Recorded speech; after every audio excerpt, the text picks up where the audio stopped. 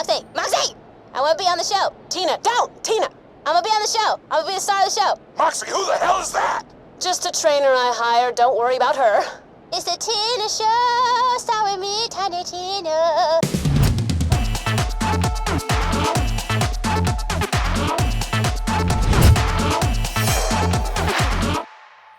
Hey guys, on this week's episode, we're going to be talking about a game that I finally bought over the winter sale on Steam.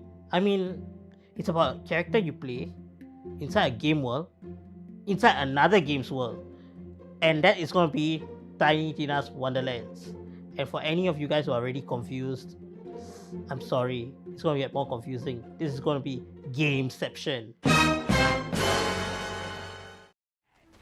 Epic bike. Why is it so bad? Oh good god. So, Tiny Tina's Wonderlands, which I will be referring to as Wonderlands, is the latest looter shooter game to come from the Borderlands franchise. I have previously played Borderlands 2, 3, and the pre-sequel, and I have to say, I enjoyed every single one of them.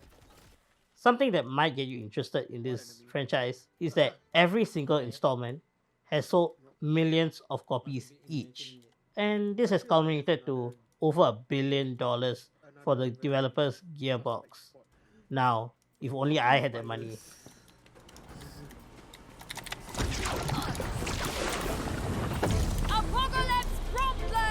Oh, I love that spell, it's so good. It's so fun to watch. Fantasy, let's go. Fantasy. Now, let's talk about the game's story. Wonderlands takes place in a game of bunkers and badasses, an in-universe version of Dungeons and Dragons, where your character plays the role of the Fate Maker, a person chosen to take down the Dragon Lord, the big bad of the campaign. To do so, you will traverse the tabletop world created by series favorite Tiny Tina, who will be your bunker master. As you can tell from my summary, this game has a light-hearted story and, in my opinion, great characters. The standout character would be the Dragon Lord. We're coming for you, Dragon Lord! Fools! Your party of heroes can't stop me. Already Wow, you guys got here fast. Okay, let me be honest here. Out of all the games, the story-wise, Borderlands 2 takes the cake. It's the best. But, compared to Borderlands 3, Wonderlands is leaps and bounds better. Right? The villains, let's talk about the villains. Borderlands 3 had spoiled children as villains. Who came up with that? I cannot tahan, HDB, the kids also behave better. That's not even the worst part. The story tone, oh my god. In Borderlands 3, compared to every other game, they decided to go grim, dark for some reason. And it didn't work. It just made the game hell. But compared to that, Wonderlands is a game within a game. It's wacky, it's fun, and the tone is there even in the game. Nonsense happens, you are happy. That's all there is to it. And I love it for that. It's like, it is. That is the sound effects I want to see when God comes down to be. The most beautiful is perfect as ruler and all the I want him to ride Butt Stallion, bro. Butt Stallion, the Almighty. What game are we playing here? We're playing bunkers and badasses, baby! And I, Tiny Tina, am the bunker master. So what I say goes! And I say there's a magical diamond. Okay, so where the story is up to personal taste, the gameplay will leave you enjoying every single second of the experience. The movement and combat is as smooth as butter on your kaya toast.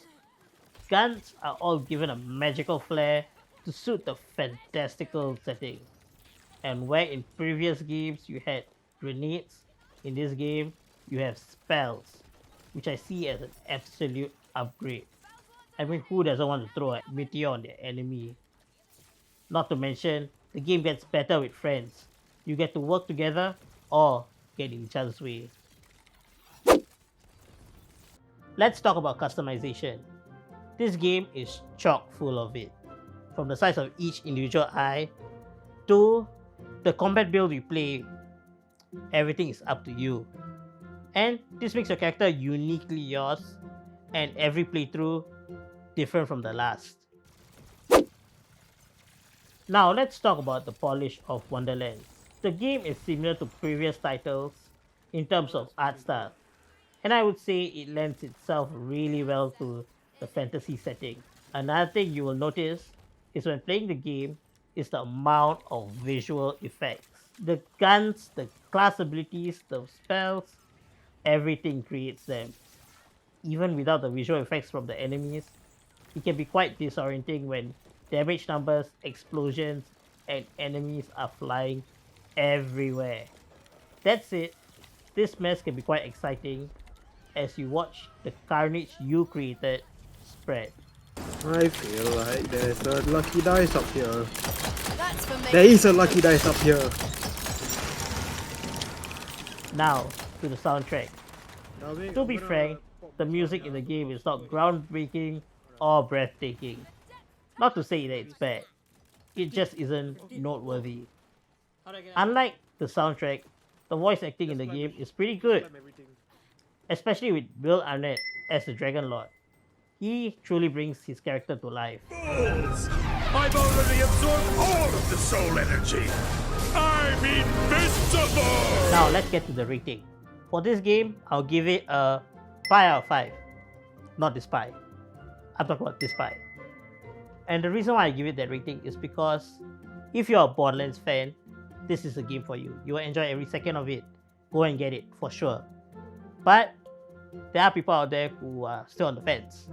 And for them, I'll say, wait for a sale and convince someone to buy along with you. Because together, the game is way better.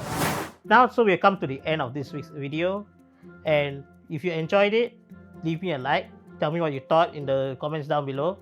And subscribe for more. With all that said, this is Dharmhik out. Keep gaming. See you next time.